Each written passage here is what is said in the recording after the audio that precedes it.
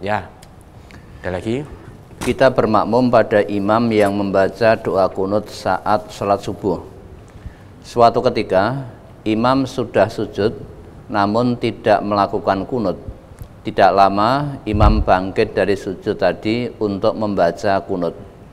Pertanyaan, kita sebagai makmum apakah tetap bersujud saja padahal imam kembali bangkit, atau kita ikut bangkit untuk mengikuti posisi imam? Saat itu yang saya lakukan adalah ikut bangkit bersama imam karena saya berdasar hadis mengenai mengikuti setiap gerakan imam. Jika saya tetap bersujud, saya takut menyelisih hadis mengenai mendahului imam. Mohon penjelasannya, Ustaz. Insya Allah apa yang panjenengan lakukan sudah betul. Innama ju'ilal imamu liyu'tamma bih. Sesungguhnya imam itu dijadikan untuk diikuti. Maka jika imam bertakbir, kamu ikut takbir. Jangan imam takbir malah kamu sami Allahu liman hamidah, jangan. Imam rukuk jangan kamu sujud, maka gerakan imam diikuti. Lah tadi di waktu sholat subuh imam lupa, karena memang imam berpaham bahwa subuh itu memakai kunut. Karena itu menjadi imammu dalam sholat tersebut. Ketika imamnya sujud kok lupa kemudian bangkit baca kunut, ya kamu jangan terus tetap sujud. Padahal imamnya bangkit karena kelupaan, karena yang diyakini begitu, yang dipahami begitu, bahwa subuh itu pakai kunut. Ya sudah, kamu ikut bangkit. Jangan sampai kamu menunggu sujud terus begitu. Kunut itu agak panjang, nanti lama-lama kamu ngantuk itu. Nunggu terus sujud begitu. Ya. Maka yang panjenengan lakukan sudah betul. Imam kelupaan kunut, meski panjenengan tidak berpaham kunut, bukan berlantas panjenengan kemudian nunggu imam sampai sujud jenengan sujud, tidak. Jangan tetap berdiri. Berdiri mengikuti.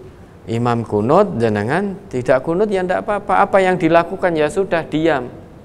Diam dalam posisi berdiri menunggu imam berkunut. Nah nanti kalau sudah selesai kunut, kemudian imam, kemudian lantas sujud, lah panjenengan ikuti sujud. Karena imam dijadikan untuk diikuti. Ya, ada lagi. Saya mempunyai bapak dan sudah almarhum. Bapak saya anak nomor 1 dari 7 bersaudara, tapi bapak saya meninggal lebih dulu daripada kakek saya. Selang beberapa tahun, kakek dan nenek saya meninggal. Apakah bapak saya masih mempunyai hak atas warisan dari kakek saya? Karena adik-adik dari bapak saya sampai sekarang tidak mau membagikan warisan. Kalau bapak panjenengan meninggal lebih dulu daripada kakek panjenengan, meninggal lebih dulu dari mbah panjenengan, ya bapak panjenengan tidak mendapatkan warisan. Karena bapak panjenengan sudah meninggal duluan daripada kakek panjenengan. Justru sebaliknya, kakek panjenengan itu yang mendapatkan warisan. Namun demikian, dalam kompilasi hukum Islam, kalau tidak salah pasal 185 disebutkan bahwa ahli waris, dalam hal ini bapakmu, bapak panjenengan, jika meninggal lebih dulu daripada si pewaris, yaitu kakekmu, ya, karena kakekmu itu pewaris. Lah, bapakmu ahli waris, namun bapakmu meninggal lebih dulu. Maka dalam kompilasi hukum Islam pasal 185 itu kedudukan bapakmu itu bisa kamu gantikan. Ya, karena ahli waris yang meninggal lebih dulu daripada si pewaris, maka kedudukannya bisa digantikan oleh anaknya. Kecuali yang tersebut dalam pasal 173, lah nanti bisa dilihat dalam hukum kompilasi hukum Islam pasal 173-nya bisa dilihat kembali. Sehingga kedudukan ahli waris dalam hal ini bapak panjenengan meninggal lebih dulu daripada si pewaris, yaitu kakek panjenengan. Maka kedudukannya bisa panjenengan gantikan, karena bisa digantikan oleh cucunya, dengan catatan bagianmu itu tidak boleh melebihi bagian ahli waris yang sederajat yang kamu gantikan. Itu tidak boleh. Itu menurut kompilasi hukum Islam pasal 185, bisa digantikan kedudukannya. Kedudukan ayahmu bisa kamu gantikan, namun kamu tidak boleh mendapatkan bagian melebihi bagian dari ahli waris yang sederajat dengan bapakmu. Tidak boleh. Bagianmu lebih banyak, itu tidak boleh. Ya, dirembuk yang baik, ya, dikomunikasikan yang baik dengan adik-adiknya bapak, dirembuk yang baik, jangan hanya gara-gara warisan menyebabkan putusnya hubungan persaudaraan. Kan banyak itu orang Islam itu terputus hubungan persaudaraannya gara-gara warisan. Bagaimana seorang kakak adik kandung seayah seibu menjadi terputus hubungannya, saling bertikai, saling berselisih, bahkan saling mengacungkan senjata tajam satu dengan yang lain gara-gara warisan, dan ngakunya juga Islam. Padahal menurut Nabi kita, man asyara ila akhihi bihadidatin, barang siapa yang mengacungkan, yang menodongkan kepada saudaranya, menodongkan senjata tajam, maka dia dilaknat. Ya, dia dilaknat oleh malaikat sampai dia menghentikan perbuatannya itu. Fa innal malaikata tal'anuhu hatta wa in kana akhon li abihi wa ummihi, sampai dia menghentikan perbuatannya yang menodongkan senjata itu kepada saudaranya. Selama dia tidak menghentikan perbuatannya itu, tetap menodongkan, selama itu dia dilaknat oleh malaikat. Artinya didoakan buruk oleh malaikat. Podo-podo Islamin, saudara seayah, saudara seibu, saudara kandung, ibaratnya satu bapak satu ibu, hanya gara-gara warisan saling bertengkar, saling bertikai. Tidak sedikit yang saling mengacungkan senjata tajam. Bukan hanya mengacungkan saja, kita dengar, kita lihat saling bunuh. Ya, senjata tajam tidak hanya sebatas diacungkan, namun diayunkan pula kepada saudaranya. Sudah lupa bahwa dia saudara kandungnya, saudara muslimnya, itu sudah lupa, hanya gara-gara sebidang tanah.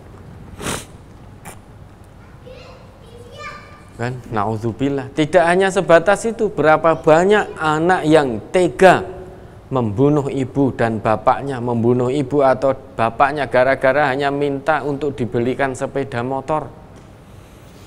Kebetulan bapak ibunya tidak mampu, disemayani ora gelem mergo isin dengan teman-temannya, karena teman-temannya kemana-mana naik sepeda motor, isin nek mung nunut gonceng tok itu isin. Maka minta kepada orang tuanya sepeda motor. Orang tuanya tidak mampu, untuk makan sehari-hari saja sulit, disemayani. Nah, anaknya kalap, bapak ibunya dibunuh. Dan itu ngakunya juga Islam.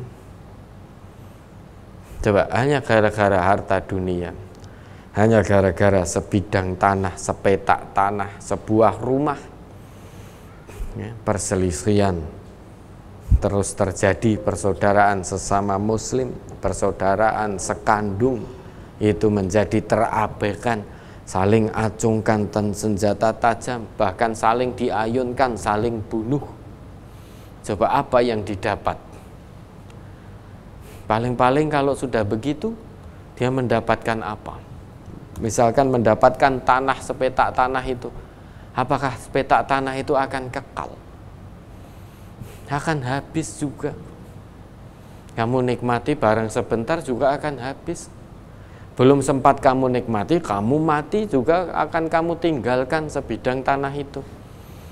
Nah, kamu tinggalkan menuju kehidupan yang sesungguhnya, ternyata kamu dapatkan sebidang tanah dengan hasil membunuh saudaramu.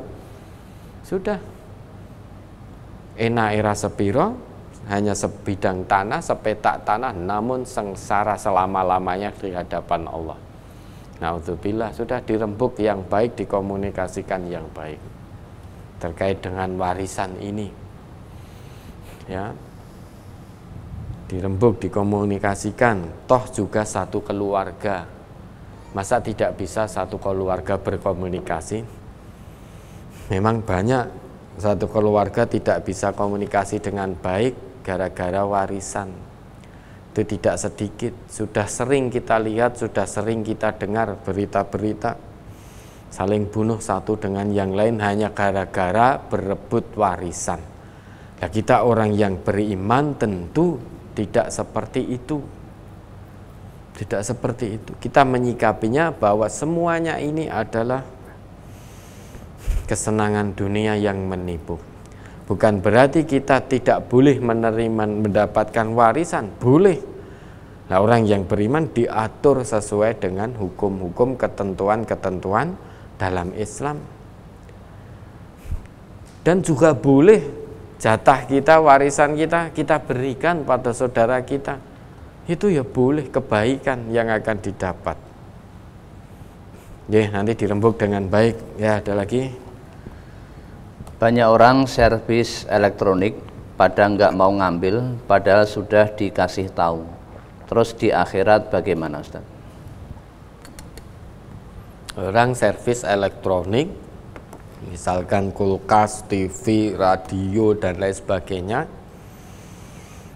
ke tempat panjenengan, sudah didandani, sudah jadi, sudah dikabari bahwa kulkasmu sudah jadi, silahkan diambil. Ternyata tidak diambil. Lah, boleh jadi sudah punya kulkas yang baru, sehingga tidak butuh lagi yang lama. Padahal sudah panjenengan beritahu untuk mengambil. Ya insya Allah itu sudah diikhlaskan, mau sudah diberitahu. Sekali dua kali sudah diberitahu bahwa barangmu sudah jadi, kulkasmu, TV-mu, atau radiomu sudah jadi, cepat diambil. Karena kamu juga butuh jasa servisnya untuk menafkahi keluarga panjenengan. Kok tidak diambil-ambil? Pertama, panjenengan tidak segera mendapatkan jasa servis. Yang kedua, ngebak-ngebak inggon. Ya insya Allah itu sudah diikhlaskan. Lah di akhirat bagaimana? Insya Allah sudah tidak dimintai pertanggungjawaban, karena sudah memberitahu dan sudah meminta untuk segera diambil. Namun ternyata tidak diambil-ambil. Ya bisa jadi sudah punya yang baru. Ya sudah, hubungi lagi ya wis, nek rambut jiko-jiko tak dol kan ini. Tak dol. Ya, insya Allah sudah diikhlaskan itu. Namun lebih baik lagi dihubungi lagi, mohon izin, ini rambut jiko-jiko tak dol. Oh ya wis dolen ora apa-apa ya, karena sudah punya yang baru. Nah, kalau kita orang yang beriman, kita ndandake sesuatu pada saudara kita, kalau sudah jadi ya segera diambil. Kecuali kalau kita bayar di muka. Kita bayar dulu terus pesen wis engko nek dadi dolen, nah itu lebih baik. Dolen manfaatno kan. Atau ora sah bodol kok nek wis dadi manfaatno terserah kowe kan.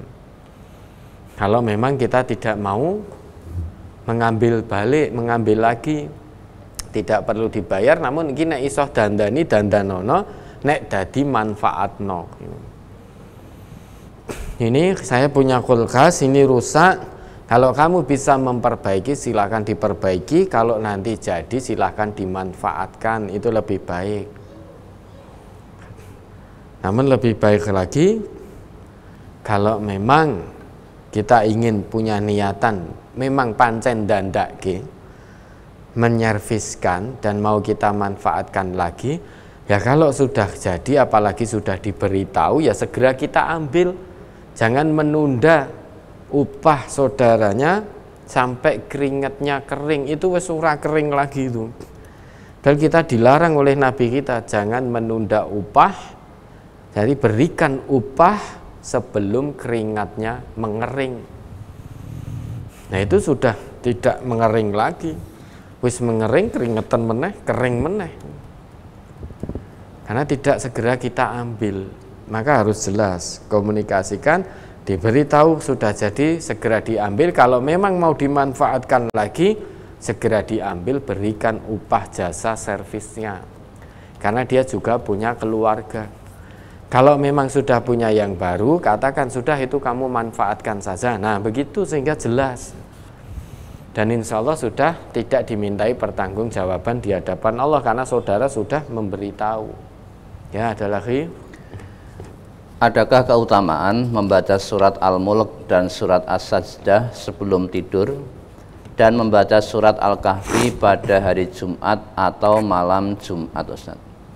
Memang ada hadisnya, di dalam sebuah hadis disebutkan an Jabirin, dari Jabir, annan Nabiya sallallahu alaihi wasallam, bahwasanya Nabi sallallahu alaihi wasallam kana la yanamu, beliau itu tidak tidur hatta yaqra'a alif lam mim tanzil, sampai beliau membaca alif lam mim tanzil, maksudnya Quran surah As-Sajdah.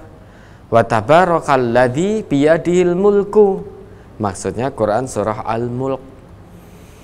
Sehingga Rasulullah itu beliau biasanya beliau tidak sare sampai beliau membaca alif lam mim tanzil, yaitu Quran surah As-Sajdah, dan sampai beliau membaca tabarakalladzi biyadihil mulk, sampai beliau membaca Quran surah Al-Mulk, kemudian beliau baru sare. Itu ada hadisnya. Jadi sebelum tidur membaca Quran surah As-Sajdah dan juga surah Al-Mulk, itu ada hadisnya dari Jabir. Adapun membaca surat Al-Kahfi pada hari Jumat itu memang ada hadisnya. Ya, disebutkan an Abi Sa'idil Khudri radhiyallahu anhu, dari Abi Sa'id Al-Khudri, ya, anna Rasulullah sallallahu alaihi wasallam qala, bahwasanya Rasulullah pernah bersabda, inna man qara'a suratal kahfi yaumal jumu'ati, sesungguhnya barang siapa yang membaca surat Al-Kahfi pada hari Jumat, hadha'a lahu minan nuri ma bainal jum'ataini, dia akan diterangi oleh Allah. Allah akan menerangi dirinya dengan cahaya antara dua Jumat. Memang ada hadis yang menyebutkan begini, ya, fadilah keutamaan membaca surat Al-Kahfi pada hari Jumat. Allah akan menerangi dirinya dengan cahaya antara dua Jumat. Namun setelah diteliti, hadis ini tidak sahih. Mengapa tidak sahih? Karena di dalam sanadnya ada perawi yang bernama Nu'aim bin Hammad. Nu'aim bin Hammad ini didhaifkan atau dilemahkan oleh Al-Imam An-Nasai. Memang ada hadis itu, tapi dalam sanadnya ada salah seorang perawi yang bernama Nu'aim bin Hammad. Nu'aim bin Hammad itu didhaifkan atau dilemahkan oleh Al-Imam An-Nasai. Nah, untuk lebih jelasnya nanti bisa dilihat di dalam Mizanul I'tidal juz 4 halaman 267 nomor 9102. Untuk lebih jelasnya bisa panjenengan buka Mizanul I'tidal juz 4 halaman 267, ya, nomor 9102. Itu terkait dengan membaca surat Al-Kahfi pada hari Jumat.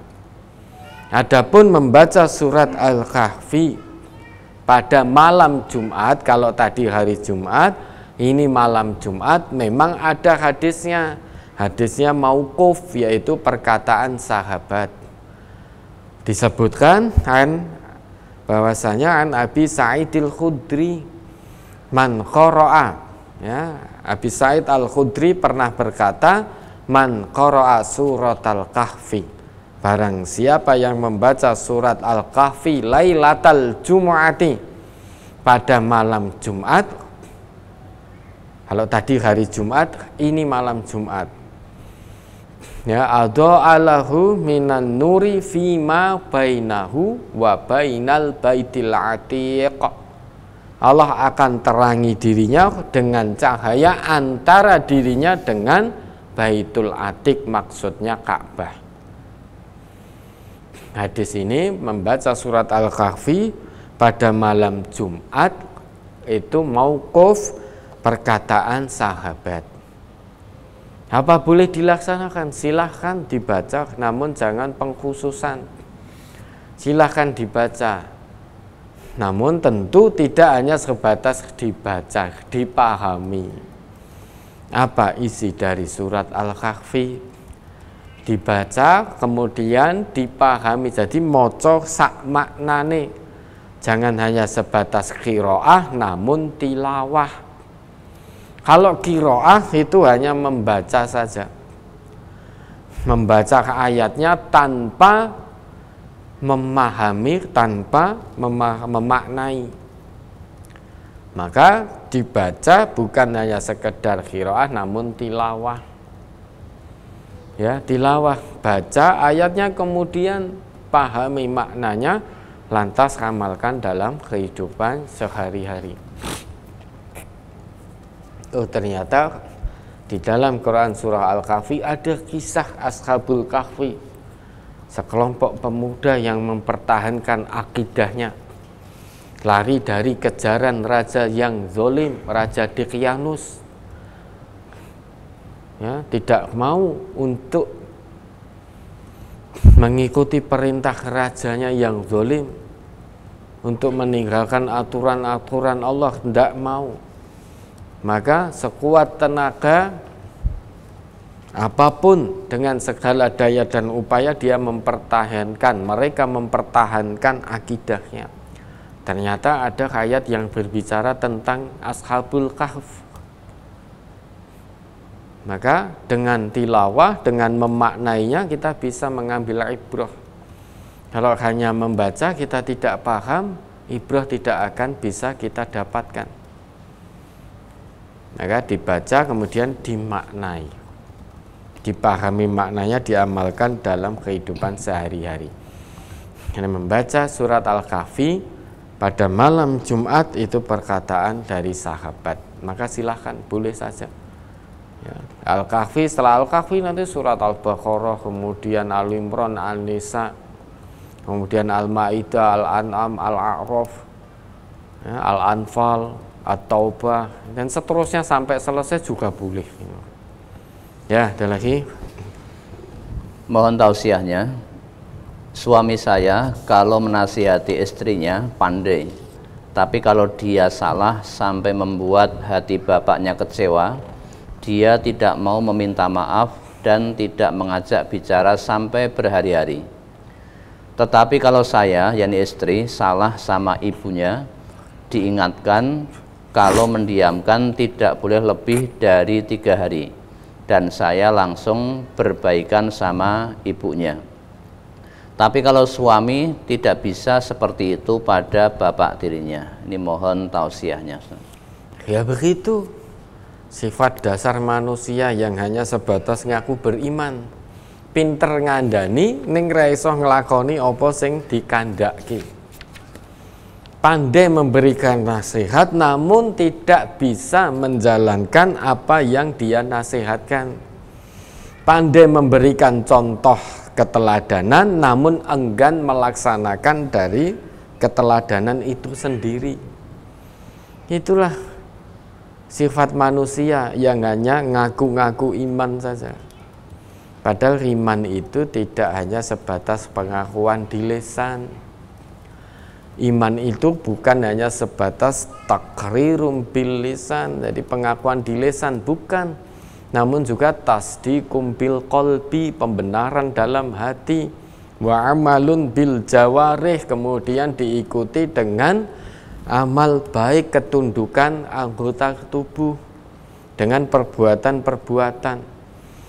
Itu namanya iman. Kalau istrinya ada masalah dengan ibunya, pinter nasihati, "Dek, ojo ngono." Itu ra oleh, ndak boleh mendiamkan orang tua. Ya, berkata saja, mencep itu saja ndak boleh. Apalagi kamu sampai mendiamkan. Sedangkan kamu mendiamkan saudaramu itu lebih dari 3 malam saja haram hukumnya. Apalagi ini yang kamu diamkan ibumu. Maka tidak boleh. Maka segera baikan, Dek. Nyelondoh pada orang tua. Wo, pinter ngandani. Namun saat dirinya ya punya masalah dengan bapaknya, kebetulan bapak dirinya wegah sampai berbulan-bulan, istrinya kandhani, "Mas, itu tidak baik, tidak dibenarkan mendiamkan bapak jenengan. Wong mendiamkan saudara jenengan lebih dari 3 malam saja tidak boleh, haram hukumnya. Lah ini bapak jenengan, segera panjenengan nyelondoh ya, berbaik-baik pada orang tua panjenengan." Jawab, "Kowe ngerti apa? Kowe kira ngerti apa? Wis wong wedok meneng wae. Rasa melu urusane wong lanang."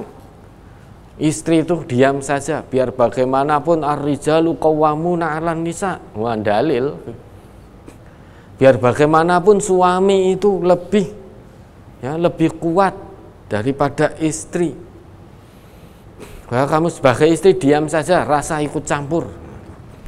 Padahal nasihat istri baik, hanya mengingatkan nasihat yang dulu pernah dinasihatkan suaminya kepada dirinya. Nah, ketika suaminya berbuat hal yang sama, melakukan satu kesalahan yang sama, istrinya ingat nasihatnya. Harusnya suami bersyukur, ternyata istrinya mengingat dengan baik dan mengamalkan dengan baik nasihatnya. Berarti istrinya istri yang solehah, bisa dinasihati dan mau mengamalkan nasihat kebaikan. Saat suami berbuat hal yang sama, istrinya mengingatkan, malah dinesoni. Yang awalnya hanya ngenengke bapak tirinya, gara-gara istrinya memberikan nasihat malah melu dinengke. Wis wong wedok ki ra ngerti apa-apa. Wong wedok iki nek melu-melu marahi kisruh. Sudah kamu diam saja, wis meneng. Karena biar bagaimanapun suami itu lebih daripada istri. Nah, ini suami yang keblinger seperti ini. Jadi menganggap salah dalam memahami ayat. Sehingga ayat itu ayat yang sangat indah mengajarkan bagaimana seorang suami harus bertanggung jawab terhadap istri dan keluarganya. Ar-rijalu qawwamuna 'alan nisa bima faddalallahu ba'dahum 'ala ba'din wa bima anfaqu. Ya, secara tenaga, secara ini memang Allah lebihkan laki-laki di atas perempuan, dan Allah berikan kewajiban pada laki-laki untuk memberi nafkah bagi istrinya dan keluarganya. Namun itu disalahartikan. Anggere istri muni sithik, beri nasihat sedikit dinesoni. Wis meneng. Nek kowe ngono kuwi berarti kamu melawan suamimu. Durhaka kepada suami, karena ar-rijal qawwamuna 'alan nisa. Dipelintir ayatnya. Lah nek begitu suami pengen menang sendiri, tanpa sadar menjadikan istrinya sebagai budak. Pokoknya istri kon kaya robot nih. Wis ora oleh muni, wis pokoke kon temandang gawe tok, ora oleh leren. Padahal istri itu juga manusia, punya rasa lelah, punya rasa kantuk, punya hati juga. Ya. butuh istirahat, butuh melepas penat, istirahat sejenak dari kegiatan. Jangan dikira ringan mengatur keluarga, mengurus anak dan keluarga itu jangan dikira ringan. Itu juga berat, itu jihad istri kita. Insya Allah surganya istri kita di situ. Namun begitu, istri kita juga manusia, butuh istirahat. Aja sadet saknyet. Sadet saknyet nek istrinya kesel leren ora anu wis durhaka kowe karo bojo. Wis wani kowe karo bojo lah. Itu suami yang tidak bertanggung jawab. Istri kita bukan robot. Ngurusi anak dan keluarga itu perjuangan tersendiri, berat. Ya, seorang ibu itu, ini sudah berkali-kali kita jelaskan, namun tidak ada salahnya kita ulang kembali. Seorang ibu itu ketika mengandung seorang anak, benih daripada suami, mergopolai suami itu, kemudian ibu mengandung, itu letih bertambah letih, lemah bertambah lemah, wahnan ala wahnin. Ketika sudah meletakkan kandungannya dalam arti melahirkan, tidak selesai tugas seorang ibu itu, yaitu kemudian menyusui, merawat, mendidik.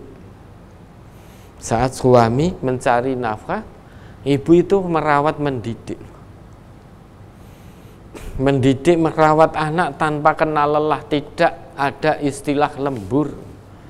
Lah kalau suami bekerja di tempat kerjanya melebihi batas atau waktu kerjanya, dapat uang lembur. Misal kerja dari jam 8 sampai jam 4. Lebih dari itu dapat uang lembur. Nah, istri atau ibu itu tidak kenal waktu. Jam kerjanya tidak ada. Merawat, mendidik, mengurus anak itu, menyusui anak, memandikan anak, mengganti popok anak, pempes anak, itu tidak kenal waktu. Tidak ada ibu kok mengatakan,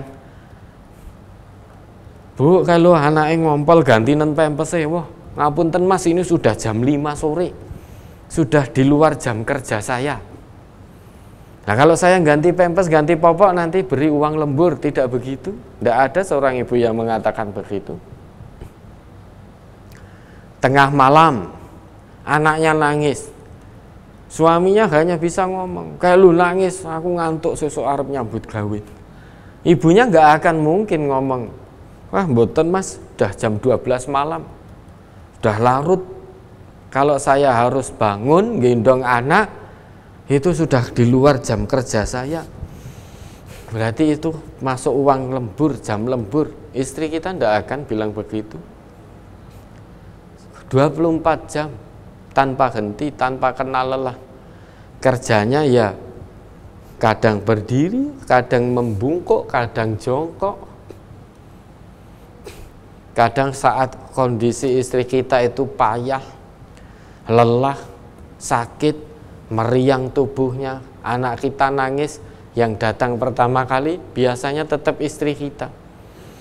Tengah malam anak nangis, yang datang pertama kali biasanya istri kita. Padahal dia merasakan pusing, letih, lelah, meriang, tapi tidak dirasakan. Tetap ngurusi anak-anak kita.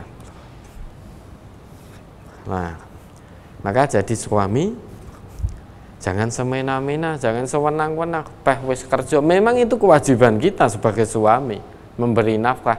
Itu jalan surga kita, salah satu jalan surga kita. Tanggung jawab kita di hadapan Allah. Kullukum ra'in wa kullukum mas'ulun an ra'iyatihi. Al-imamu ra'in wa mas'ulun an ra'iyatihi. War-rajulu ra'in fi ahlihi wa mas'ulun an ra'iyatihi. Setiap di antara kalian adalah pemimpin. Seorang imam itu pemimpin dan akan dimintai pertanggungjawaban nanti di akhirat atas apa yang sudah dipimpinnya. Warrajulu, ya seseorang suami itu menjadi pemimpin fi ahlihi, dalam keluarganya. Dia wajib menafkahi keluarganya, wajib memberikan pendidikan dan pengajaran kepada keluarganya, wajib menjaga keluarganya dari api neraka, wajib mengenalkan keluarganya kepada Allah, kepada aturan-aturan Allah. Dan semuanya itu akan dimintai pertanggungjawaban di hadapan Allah. Maka jangan semenang-menang, bersyukur. Kita suami berbuat salah, mendiamkan ibu atau orang tua kita,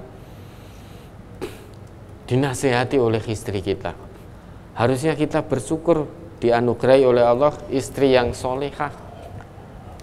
Diingatkan, Mas jangan begitu.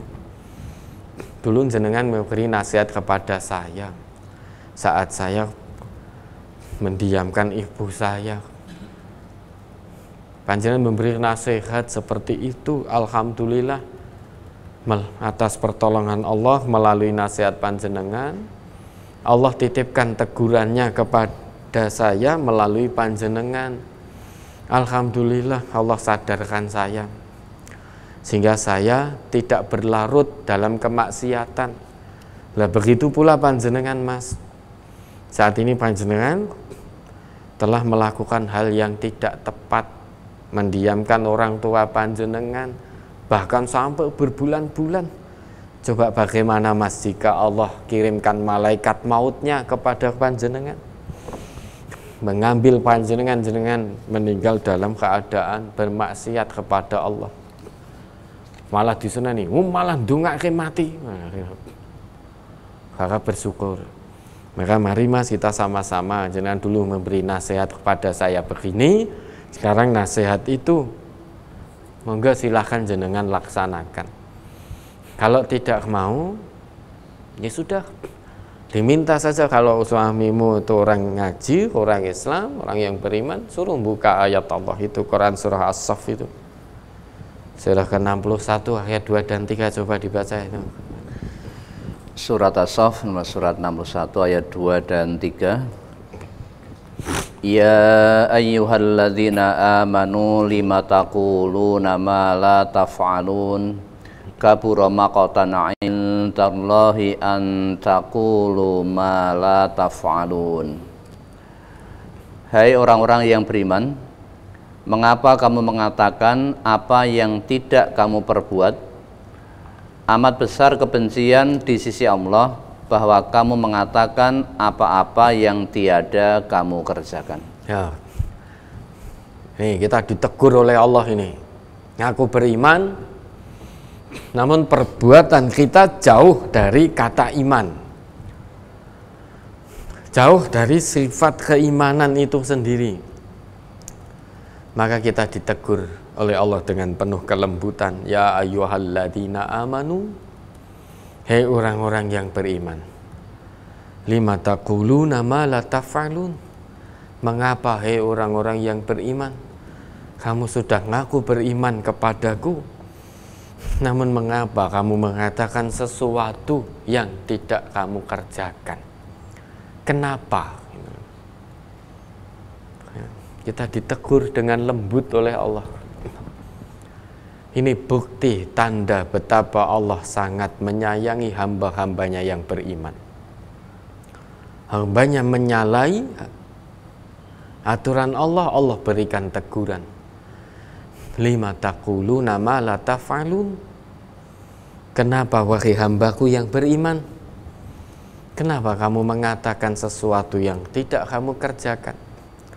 Kenapa kamu memberikan nasihat yang kamu sendiri tidak bisa menjalankan nasihat tersebut?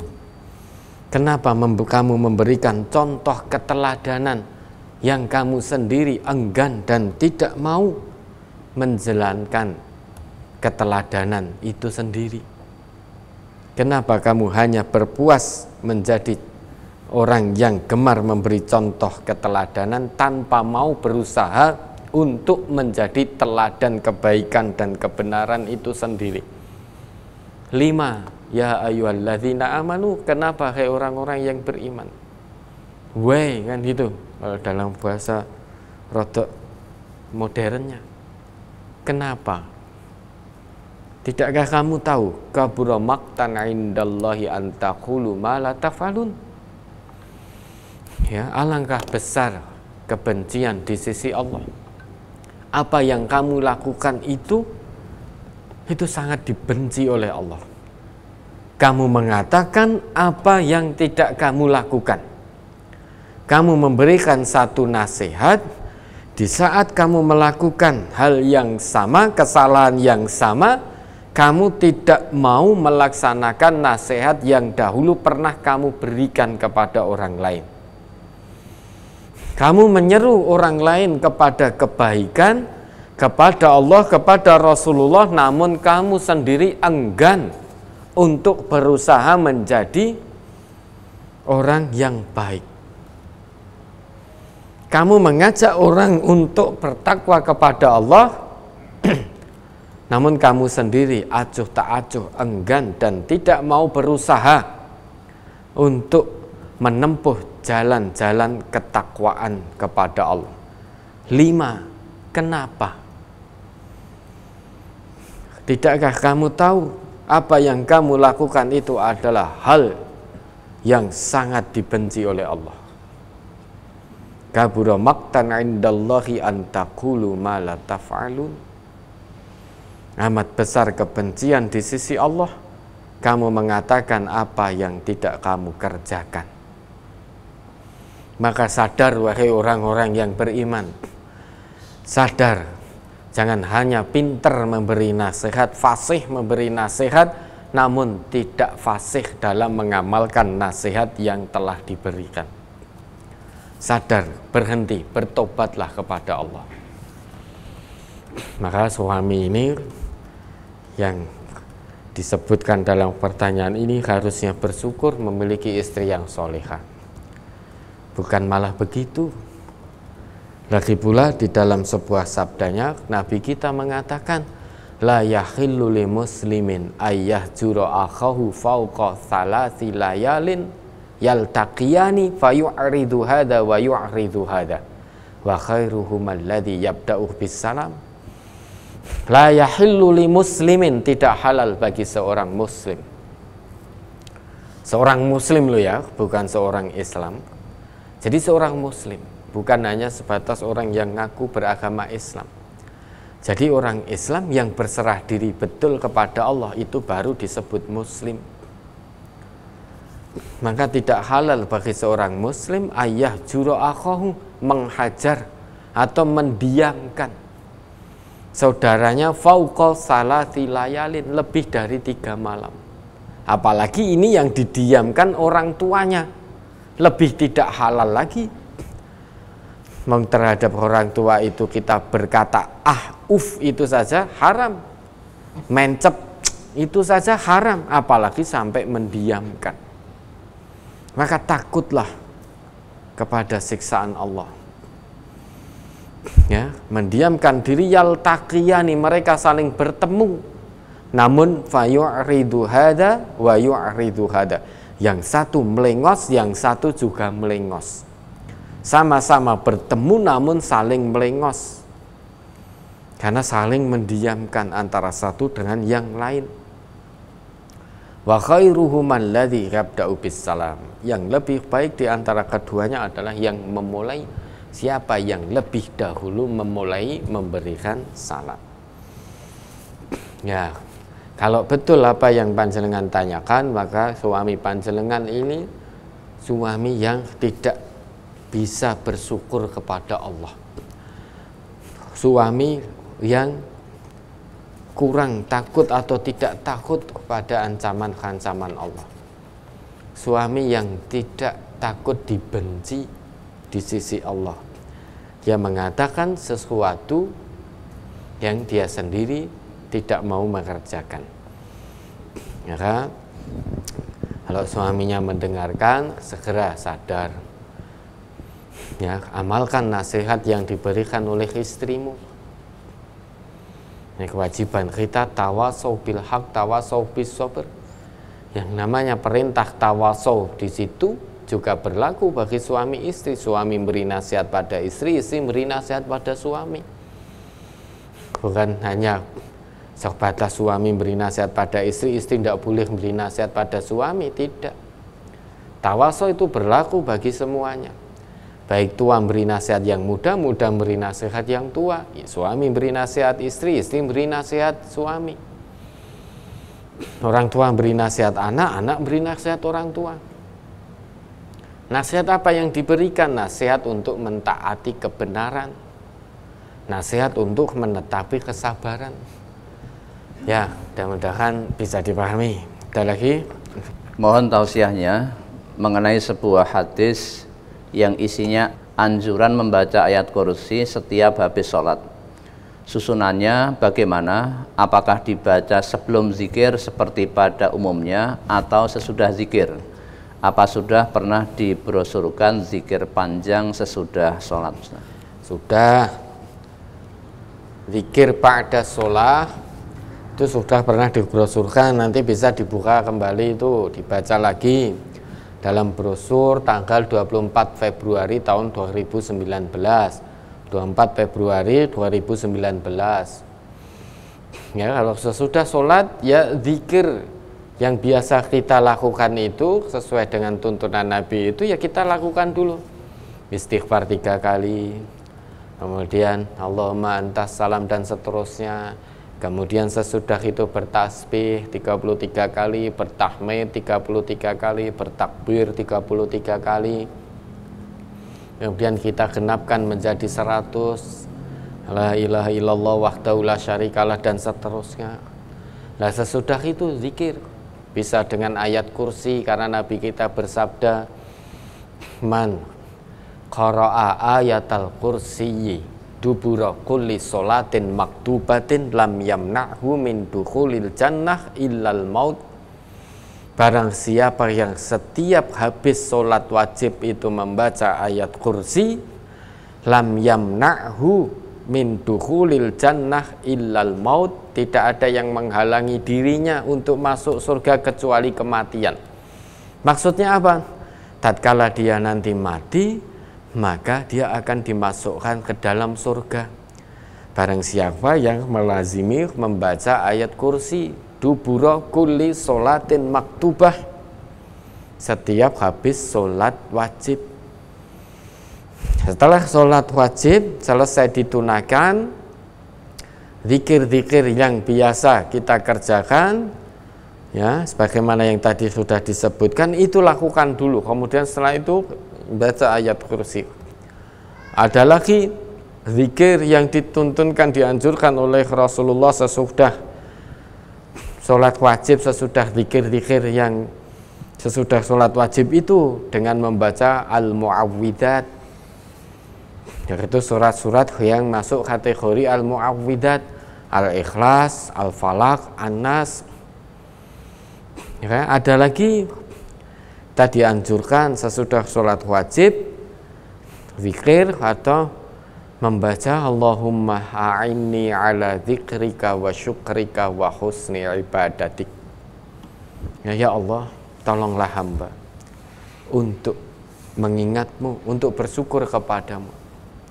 Ala dzikrika, untuk mengingatmu. Wa syukrika, dan untuk bersyukur kepadamu. Wa husni ibadatik, bantulah hamba untuk memperbagus ibadah hamba kepadamu, wahai Allah. Yaitu semua sudah dibrosurkan, bisa dilihat kembali nanti untuk lebih jelas dan lebih detailnya. Brosur tanggal 24 Februari tahun 2019. Ya, ada lagi. Apakah jika kita berdoa harus diawali dengan mengucap syukur atas segala nikmatnya, kemudian mohon ampun atas segala dosa kita, dan mendoakan seluruh muslimin muslimat mohon kesehatan, baru kemudian doa-doa lain yang ingin kita minta? Apakah harus urut seperti itu, Ustaz? Tidak harus begitu. Adab dalam berdoa, kita menyanjung, bersyukur kepada Allah, ya, memahasucikan Allah, menyanjung Allah dulu, seperti ya Allah, ya Rahman, ya Rahim. Kemudian setelah itu bersolawat untuk Nabi. Nah, setelah itu, setelah menyanjung, memasucikan Allah, kemudian bersolawat untuk Nabi, kemudian kita silahkan panjenengan berdoa sesuai yang panjenengan inginkan, namun jangan mendikte Allah dalam doa kita. Ya Allah, hamba mohon besok ya Allah, besok ya Allah, selesaikan hutang hamba. Jangan, itu namanya mendikte. Ya, kita mohon pada Allah, terserah Allah mau berikan kapan, mau kabulkan kapan. Namun yang jelas Nabi kita sudah memberi syarat, memberi ciri terkabulnya doa seorang hamba. Ya, dalam sebuah hadis disebutkan ada seorang yang datang dari perjalanan jauh, ya, sampai wajahnya itu kusut kumal, ya, kusut kumal karena ini perjalanan jauh, rambutnya, wajahnya itu kusut kumal. Ya muddu yadaihi ya Rob ya Rob, ya, dia menengadahkan kedua tangannya ilas sama ke langit saraya berkata ya Rob, artinya berdoa. Yang sudah menempuh perjalanan sangat jauh, seorang musafir, padahal menurut Nabi kita musafir itu termasuk salah satu doanya yang tidak mungkin tidak dikabulkan oleh Allah. Artinya musafir itu salah satu yang doanya senantiasa dikabulkan oleh Allah. Seorang musafir. Ada 3 doa yang bila itu dipanjatkan oleh 3 golongan, doanya tidak ada alasan bagi Allah untuk tidak mengabulkan. Salah satunya adalah doa seorang musafir, orang yang menempuh perjalanan fisabilillah. Nah, itu ada seorang yang menempuh perjalanan, ya, seorang musafir sampai muka rambutnya itu kucel kusam saking jauhnya perjalanannya.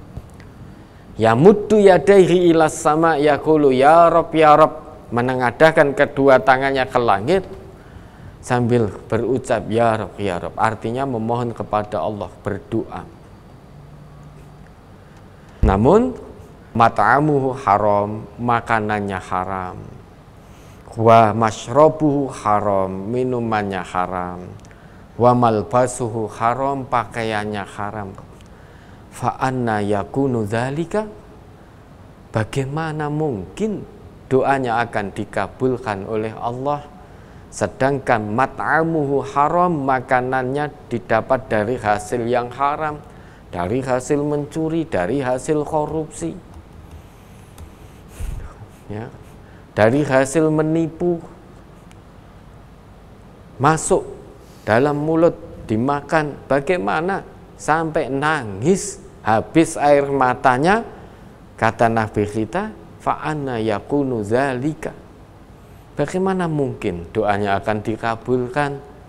Makanan minumannya itu dari hasil yang haram, malbasuhu juga pakaiannya, bukan hanya pakaian. Malbas memang artinya pakaian, namun bukan hanya pakaian saja, segala sesuatu yang dikenakan dari barang yang haram, hasil yang haram, pakaiannya haram, bajunya haram, celananya dibeli dari hasil yang haram, mobilnya dibeli dari hasil yang haram, rumahnya dibangun dari hasil yang haram, bahkan pekerjaannya sehari-hari juga haram. Fa anna yakunu dzalika, bagaimana mungkin doanya akan dikabulkan? Maka ini ciri doa orang yang kabulnya, yang doanya tidak akan dikabulkan oleh Allah. Makanan minumnya haram, pakaiannya haram, mobilnya dari hasil yang haram, rumahnya dari hasil yang haram, pekerjaannya haram. Mbok sampai menengadahkan ke langit kedua tangannya, sampai menangis bercucuran air mata. Kalau dia tidak berhenti dari perbuatan haramnya, kata Nabi kita, fa anna yakunu dzalika, bagaimana mungkin akan dikabulkan oleh Allah? Ini tahdzir, ya. Ini kehati-hatian bagi kita. Jangan sampai gara-gara makanan, minuman, apa yang kita kenakan itu dihasilkan dari hasil yang haram, sehingga doa kita menjadi terhalang, tidak dikabulkan oleh Allah. Ya, maka penuhi syarat-syarat terkabulnya doa, penuhi.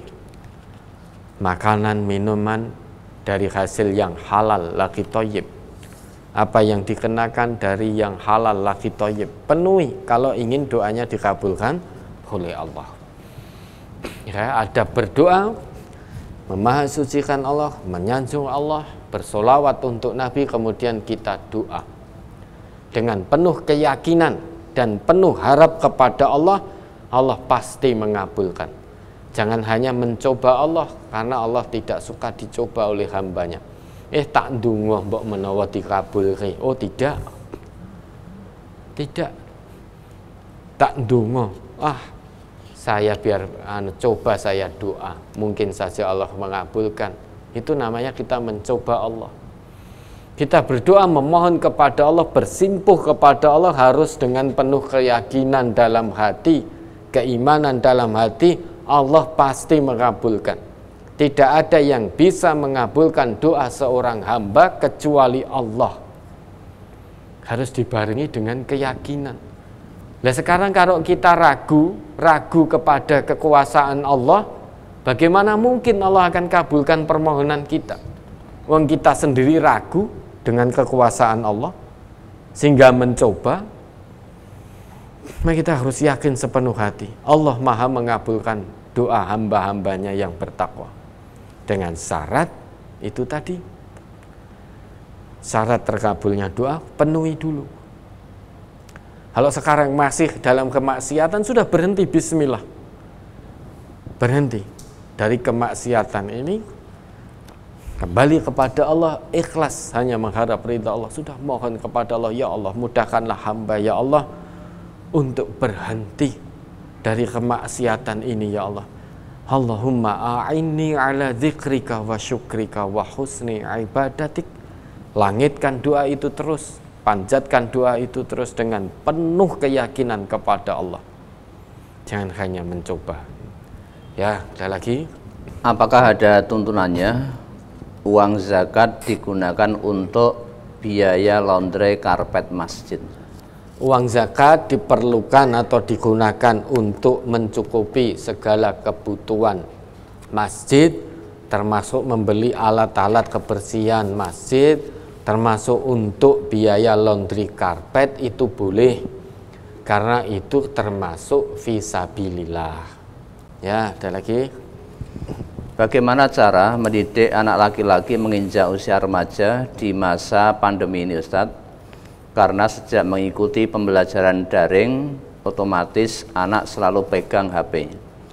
Akan tetapi anak tersebut tidak amanah. Kalau setelah belajar HP-nya mau saya simpan, malah mengancam tidak akan mengerjakan tugas. Saya sebagai orang tua jadi serba salah. Bagaimana cara menasihatinya dengan baik, Ustadz? Nah, itulah bedanya orang tua sekarang dengan orang tua zaman dulu. Nah, ini tidak hanya yang tanya saja. Banyak di antara kita yang hadir di sini, yang mendengarkan di rumah, yang melihat di rumah, ya termasuk yang ngomong ini juga, punya problem yang sama. Ya, punya problem yang sama terkait dengan anak kecanduan gadget, kecanduan HP. Ini menjadi problem bersama. Bagaimana cara menasihati anak kita? Nah, saat ini hampir ya sebagian besar, ya sudah kita jujur saja. Ya, mari kita tanya nurani kita masing-masing, tanya hati kita masing-masing. Ya, istafti qulubana, istaftu qulubakum. Ya, istafti qulubana. Mari kita tanyakan pada nurani kita masing-masing. Anak kecanduan gadget, kecanduan HP. Mengapa? Ya karena teman-teman di lingkungannya juga semuanya juga pegang HP, pegang gadget, main HP. Lebih-lebih saat ini di masa pandemi di mana sekolah harus daring. Mau tidak mau anak harus pegang HP. Pertama untuk mengerjakan tugas, setelah tugas selesai atau belum sampai selesai, ternyata di HP keluar macam-macam iklan-iklan itu. Ada yang iklan game online, wah anak tertarik.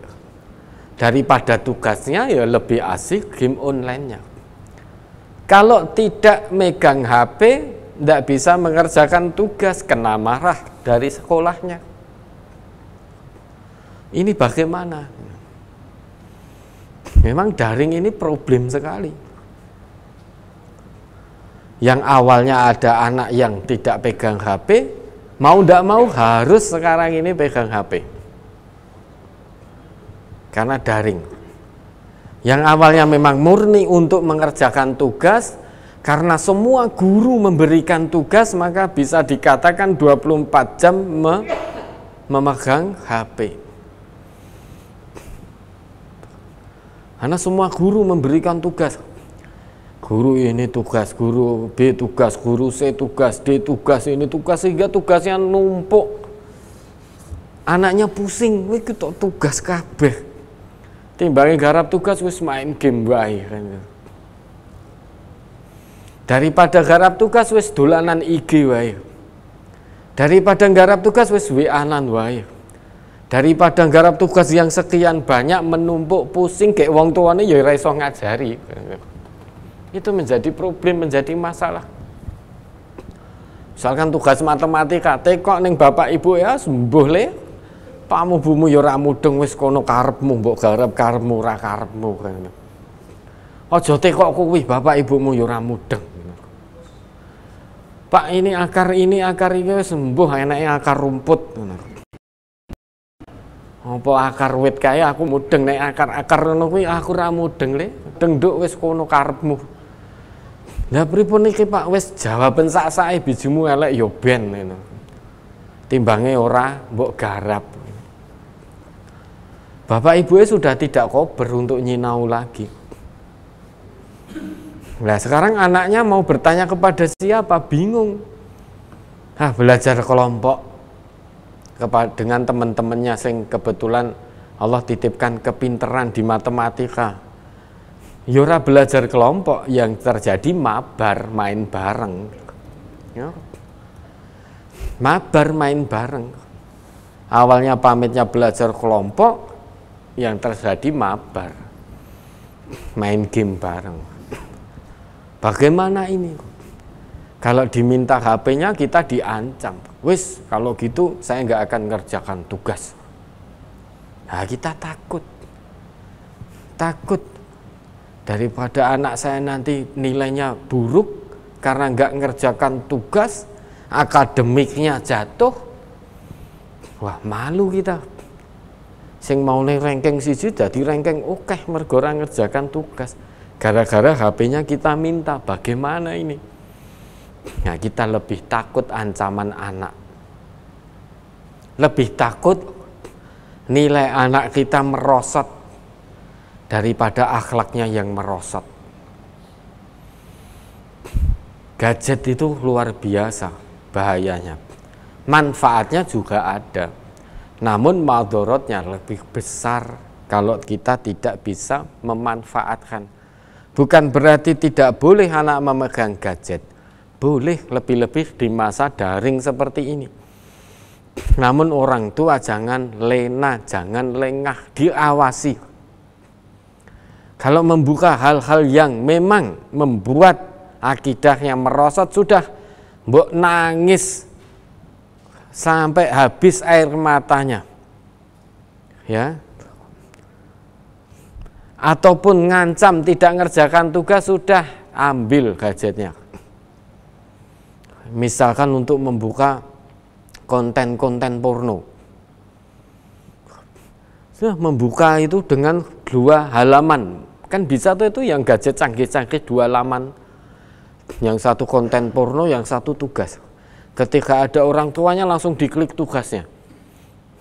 Ketika tidak ada, diklik, dilihat konten pornonya. Ketika ketahuan, diminta ngancam. Kalau begitu saya tidak akan mengerjakan tugas. Yo terserah, nggak mau mengerjakan tugas, nggak masalah, daripada akhlakmu merosot, daripada akidahmu tergadai, lebih baik akademikmu yang tergadai. Nah kalau bisa dua-duanya jangan tergadai, akademiknya tetap terjaga, akidahnya lebih-lebih harus dijaga. Kalau suruh memilih di antara dua itu tidak ada pilihan ketiga, lebih baik memilih akademiknya yang tergadai daripada akidahnya. Karena akidah ini akan dibawa sampai menghadap kepada Allah. Di hadapan Allah nggak akan ditanya, piro nilai matematikamu kenapa ora entuk 100? Wah karena saya nggak belajar ya Allah. Malaikat gebuki kuwi. Enggak. Kenapa ya Allah? Karena matematikanya tidak 100. Silahkan digebuki. Di akhirat tidak begitu. Namun bukan berarti kita menafikan ilmu-ilmu dunia, matematika, fisika dan lain sebagainya. Umat Islam harus menguasai itu. Umat Islam harus menjadi pakar. Pakar di bidangnya masing-masing, jangan hanya setengah-setengah. Yang namanya ukhdu aliman, jadilah kamu seorang yang alim. Kata alim itu berarti pakar. Pakar dan berakhlakul karimah. Seorang muslim dia pakar di bidang matematika, namun akidahnya merosot, maka dia tidak disebut alim. Ya, maka pakar di bidangnya. Yang namanya pakar, dia paham agamanya, dia paham ketetapan agamanya, mengamalkan ketetapan agamanya, dan dia menguasai bidangnya dengan maksimal, jangan hanya setengah-setengah. Yo ngerti matematika ning setengah, jadi guru matematika ning ora pakar, itu namanya setengah-setengah. Kalau pakar yo pakar betul, medis pakar medis betul. Ya, medis di bidang ini, usahakan menjadi pakar. Maka disebut alim. Kalau sudah begitu umat Islam pakar semua, ya Islam ya'lu wala yu'la alaih. Islam itu kuat dah, tidak bisa dikalahkan oleh apapun juga. Wong umatnya sudah alim betul. Paham agama, mengamalkan agama, dan pakar di bidangnya masing-masing seperti umat Islam zaman dahulu, generasi awal. Maka betul-betul tidak bisa dikalahkan. Nah sekarang ini kita beramai-ramai mendorong putra-putri kita sinau tenanan, ben bijine apik, ben bijine apik. Segala fasilitas diberikan biar mau sekolah, biar mau belajar, biar nilainya baik. Tetapi akidahnya tidak diawasi. Merosot akidahnya gara-gara gadget. Tidak sedikit orang yang menjewer putranya ketika menjatuhkan HP-nya. Kebetulan HP-nya dipinjam oleh anaknya, dibuat main, lari, jatuh, hancur HP-nya. Orang tua marah-marah, menjewer anaknya, gara-gara HP-nya rusak. Namun tidak ada orang tua yang membanting HP-nya saat HP-nya itu merusak akhlak anaknya. Ketika HP-nya dipinjam anaknya, kebetulan anaknya lari, HP-nya jatuh, hancur, rusak. Orang tua marah pada anaknya. Kenapa ini? Kok melayu-melayu? Kandhani kon meneng wae rene. Dolanan HP kok melayu saiki? Tiba HP-nya jatuh, rusak, HP mahal ini. Marah orang tua. Namun gak ada itu orang tua yang membanting HP-nya. Goro-goro kowe. Akhlak anakku jadi rusak, goro-goro kowe anakku jadi ngerti konten pornografi. Itu ndak ada orang tua yang membanting HP-nya gara-gara HP itu sudah merusak akhlak anaknya. Coba anak-anak sekarang itu, anak kecil ya, perkataannya itu sudah luar biasa maldorotnya, luar biasa kotornya perkataan. Itu mengapa? Ya niru dari game-game online itu. Perkataan sekarang kan banyak game online yang orang main siaran langsung. Main siaran langsung dan di siaran langsung itu keluar kata-kata jorok. Lah anak kita kecil bisanya merekam. Nuhun sewu. Orang main itu secara langsung mabar itu yang disiarkan secara langsung tidak jarang kita dengar nuhun sewu. Kalau dalam bahasa Arabnya kalbun itu sering didengar. Sering didengar. Nah itu anak kita bisanya merekam. Al-ilmu fis-sighari kan naqsyi 'alal hajar. Ilmu di waktu kecil itu seperti merekam di atas batu. Anak kecil dia bisa merekam apa yang dia lihat di HP, apa yang dia dengar melalui HP, apa yang dia rasakan ketika dia megang HP, itu yang direkam dalam memorinya. Dan rekamannya itu memorinya kuat, rekamannya membekas betul seperti mengukir di atas batu. Maka tidak jarang anak-anak yang ngakunya anaknya orang Islam kecil-kecil sudah misuh-misuh nggak karuan. Bahkan tidak sedikit yang mempraktekkan apa yang dilihat melalui gadgetnya. Ya, yang terbaru kita melihat 3 anak SD mempraktekkan apa yang dilihat konten pornografi dari HP-nya. 3 anak SD itu berbuat asusila terhadap 5 temannya. Anak SD itu 3 orang berbuat asusila kepada 5 teman SD-nya. Melakukan hubungan seperti itu. Itu gara-gara dari HP. Maka bagaimana? Sudah. Kalau anak mengancam, tidak mau mengerjakan tugas, tidak masalah. Yang penting akhlaknya jangan tergadai. Namun usahakan dulu dua-duanya diraih. Sisi akhlaknya diraih. Insya Allah kalau akhlaknya sudah dapat, dunianya akan ngikut. Maka yang diutamakan adalah akhlaknya dulu. Nah, akademiknya nanti insya Allah akan ngikut. Insya Allah lebih mudah untuk dinasihati. Bagaimana cara nasihatnya? Kenalkan kepada agama. Kenalkan kepada agama, maka kita diperintah oleh Nabi kita untuk mengajarkan anak-anak kita tentang agama sejak dini. Jangan sampai nanti terlanjur kemudian kita menyesal. Salah satunya pilihkan lembaga pendidikan atau sekolah yang memang di situ sangat concern tentang akidahnya. Masukkan anak bisa ke pondok pesantren atau ke sekolah-sekolah yang memang di situ sangat concern tentang akhlak. Bukan hanya konsentrasi di keilmuan duniawinya saja, bukan. Namun betul-betul memperhatikan ukhrawinya. Jadi antara ilmu agama dan ilmu dunia itu sama, berjalan beriringan. Pilihkan lembaga yang memang concern untuk itu. Namun jangan dilepas begitu saja. Jangan hanya mempercayakan putra-putrinya di sekolahan-sekolah saja. Oh sudah saya pilihkan misalkan pondok pesantren atau SMP IT atau SMA IT atau SD IT. Ya sudah, saya percaya. Bukan, ketika di rumah kalau yang tidak mondok tetap diperhatikan akhlaknya. Dikawal terus, jangan sampai nanti menyesal di kemudian hari. Kalau sudah tumbuh kembang besar, mengakar kuat kemaksiatan, susah kita untuk merubah. Setelah itu kita akan menyesal. Maka jangan takut pada anak. Ya. Sayang boleh, namun jangan keblinger sayangnya. Sehingga tidak tega, apa-apa tidak tega. Anak minta ini, oh ya. Anak ngincim begini, kalau tidak diberi HP, oh ya. Lah ngopo, lah piye-piye yo anak. Lah itu sayang namun keblinger.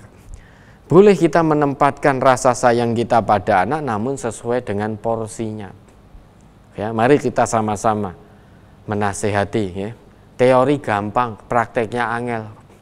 Anak nangis merengek-rengek, akhirnya luluh kita. Ya, yang ngomong juga begitu, teori gampang tersampaikan. Teori gampang tersampaikan. Jangan dikatakan yang ngomong tidak punya problem itu. Problemnya sama, ya jujur saja kita katakan. Ya, sekarang semua anak hampir rata-rata megang HP. Ya, kadang bapak ibunya tertidur, HP-nya diambil. Nah, makanya bagaimana? Salah satu caranya, maka kalau ingin mendidik anak-anak kita agar tidak kecanduan HP, salah satu yang bisa dilakukan, bapak ibunya harus memberi contoh.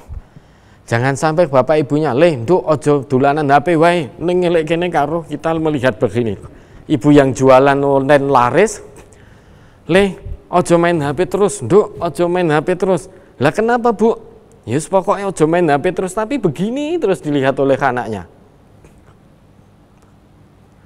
Yo nek nonton HP kuwi Quran yang tahfidz untuk tahfidz dan lain sebagainya. Lah ibu buka apa? Lah ini ibu jualan kok. Ya sama juga bohong itu. Ya, melarang anak, menasihati anak tidak kecanduan HP, namun anaknya melihat dengan mata kepala, iki bapak ibu iki piye? Ngelek jangan main HP. Namun ternyata bapak ibu ya main HP, bahkan jejer. Bapak ibu suami istri ngelek anaknya jejer, bapak ibu enggak komunikasi, sibuk. Bapaknya menghadap sana, ibunya menghadap sini. Punya kesibukan masing-masing. Maka ya tidak heran anaknya juga kecanduan HP. Karena setiap hari, setiap saat melihat orang tuanya bermain HP. Anak, apalagi anak kecil tidak bisa. Oh ini ibu jualan, kalau ibu tidak begini, kamu yang ngasih makan siapa? Kan ada orang tua yang begitu. Anak tidak sampai mikir ke sana. Nggak sampai, yang ngasih kamu makan siapa kalau ibu nggak jualan? Ya boleh-boleh saja, namun jangan di hadapan anak. Itu salah satunya yang bisa kita lakukan, sehingga anak seminim mungkin melihat orang tuanya bermain HP. Sudah kumpulkan anak-anaknya, diajak ngobrol, lakukan misalkan satu permainan apa. Tidak apa-apa, bapak ibu itu juga juga tidak aib kok. Delian dengan anaknya itu udah aib. Misalkan yo main sembunyi-sembunyian, itu bukan aib. Ayo bal-balan, itu enggak aib untuk nyelamur ke putra putrinya. Ya itu panjenengan yang lebih mengetahui bagaimana putra putri panjenengan. Maka nasihatnya, kenalkan pada agama sejak dini. Kemudian seminimal mungkin jangan sampai putra putri panjenengan melihat, mendengarkan bapak ibunya asik 24 jam bermain gadget. Yaitu secara zahir yang bisa kita lakukan. Sesudah itu kita mohon kepada Allah, berdoa kepada Allah. Ya, kalau ternyata anak main pegang HP, dilihat, diawasi. Jangan sampai membuka konten-konten yang memang di situ sangat berpotensi untuk menjadikan akidah akhlak anak kita menjadi merosot dan tergader. Ya, mudah-mudahan bisa dipahami. Sudah? Ada lagi atau? Sudah cukup. Ya, mungkin sebelum diakhiri karena waktu sudah lagi masuk waktu zuhur, ini masih banyak yang harus disampaikan. Maka ini mohon maaf pertanyaan-pertanyaan yang tertunda. Ini insya Allah akan kita jawab di pertemuan-pertemuan mendatang. Ya, sebelum diakhiri mungkin ada yang disampaikan. Berikutnya penyerahan infak untuk pondok pesantren MTA dan juga radio TV MTA. Ya, ini ada saudara-saudara kita yang menginfakkan sebagian harta yang Allah titipkan, dan insya Allah menurut hadis Nabi, harta ini harta panjenengan yang sesungguhnya, yang akan menemani panjenengan sampai menghadap Allah kelak. Ya, mudah-mudahan Ini bisa menjadi salah satu wasilah buat panjenengan jadi pembuka pintu-pintu surga buat panjenengan dan keluarga. Bapak Purwadi Gandrung Mangu Cilacap 23 juta. Hamba Allah Ceper 1 Klaten 400.000. Ibu Akhiruddin 10 juta. Ibu Saminem Pontianak 675.000. Ibu Sundari Pontianak 1 juta. Hamba Allah Trucuk 1 Klaten 1 juta. Hamba Allah Trucuk 1 Klaten 3 juta. Hamba Allah Ungaran 3.300.000. Hamba Allah Polan Harjo Klaten 1 juta. Hamba Allah Pontianak 450.000. Ibu Nyanem Karangjati Ngawi 500.000. Saudara Andre Pemalang 200.000. Ibu Nyasti Naning Bali 2.800.000. Hamba Allah Jakarta 500.000. Hamba Allah Kutai Barat 650.000. Ceria Salon dan Dental Service Tawangsari Sukoharjo 1.500.000. Ibu-ibu Juwiring 4 Klaten 10 juta. Bapak Wito Klaten 1 juta. Hamba Allah Singkawang Kalimantan Barat 200.000. Hamba Allah Pontianak Utara 1.550.000.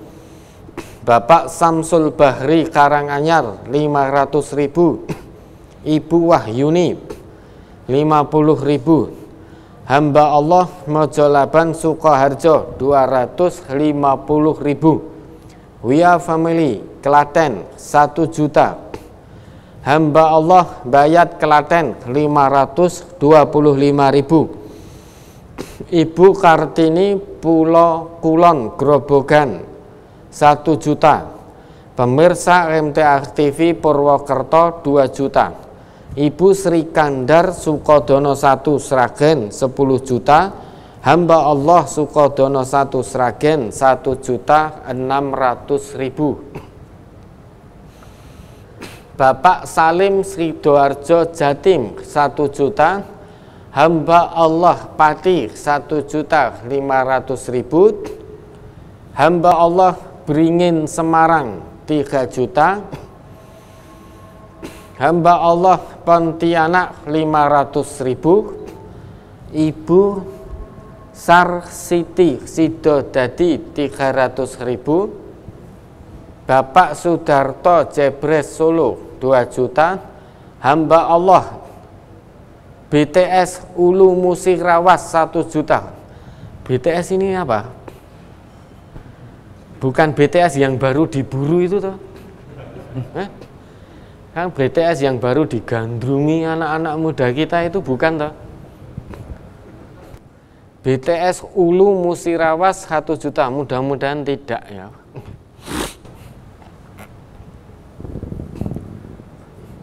Hamba Allah Karangasem Laweyan 450.000. Ibu Waridah Mondoan Sragen 500.000. Hamba Allah Jakarta 350.000. Ibu Mustami Wonogiri 2 juta. Keluarga Bapak Kumoro Kendal 1 juta. Bapak Rustadi 1.100.000. Hamba Allah Semin Gunung Kidul 600.000. Bapak Sutarno Solo Baru 500.000. Hamba Allah Sine Ngawi 110.000. Hamba Allah Semanggi 1 juta. Hamba Allah Kertojati Majalengka 1.700.000. Hamba Allah Sangkrah 10 juta. Ibu Sumiem Bagi 2 juta. Ibu Suparmi Karanggede 1.500.000. Bapak Muh Suhadi Cepogo 1 juta. hamba Allah Ketitang Boyolali 2.500.000, Fristiawan 500.000, Ibu Watmi Kota Magelang 200.000. Sehingga total infak ke pondok pesantren MTA Mojogedang hari ini sejumlah atau sebesar 115.960.000 rupiah. Mudah-mudahan jadi pahala kesayangan panjenengan, pahala kebajikan dan amal soleh panjenengan di sisi Allah Subhanahu wa taala. Nah, ini ada infak radio dan TV. Bapak Akhiruddin 5 juta, hamba Allah Pelalawan Rio 5 juta, MH Ainun Fiki 1 juta, hamba Allah Ungaran 2.700.000, hamba Allah Palangkaraya 1 juta, hamba Allah Bagi 300.000, hamba Allah Sukoharjo 32 juta, Ibu Sukati Nanggulan Kulon Progo 1 juta, pemirsa MTA TV Purwokerto 1.250.000, hamba Allah Pekanbaru 3 juta. Sehingga total infak radio dan TV dari saudara-saudara kita 52.250.000 rupiah. Semoga menjadi amal baik panjenengan di sisi Allah Subhanahu wa taala. Inilah harta panjenengan yang sesungguhnya. Biar bagaimanapun media kita adalah media dakwah, tidak media profit, ya. Kalau media profit, tentu kita akan menerima iklan yang macam-macam itu. Ya, TV kita, bahkan YouTube kita pun kalau kita hanya profit saja yang dikejar, kita akan terima monetes itu iklan-iklan yang macam-macam. Namun media kita adalah media dakwah. Maka tentu kita sendiri yang harus mendukung laju dakwah dalam media kita ini. Operasional dakwah, berlangsung tidaknya dakwah melalui media, ya harus kita sendiri. Ya, mudah-mudahan menjadi amal soleh panjenengan. Ya, sudah cukup. Ya, baik Bapak, Ibu, saudara dan saudari yang dirahmati dan disayangi oleh Allah Subhanahu wa taala. Alhamdulillah atas rahmat, ridho dan pertolongan Allah kita bisa menyelesaikan dan bisa melaksanakan kajian pada kesempatan kali ini dari awal sampai akhir tanpa halangan suatu apapun juga. Dan karena itu ini wajib kita syukuri, dan karena keterbatasan waktu insya Allah akan kita lanjutkan, kita bertemu lagi pada kesempatan mendatang. Hilal liqa fil usbu'il muqbil insyaallah biiznillah. Mari kajian kita pada kesempatan hari ini kita akhiri. Alhamdulillahirabbil alamin. Subhanakallahumma wa bihamdika asyhadu an la ilaha illa anta astaghfiruka wa atubu ilaik. Assalamualaikum warahmatullahi wabarakatuh.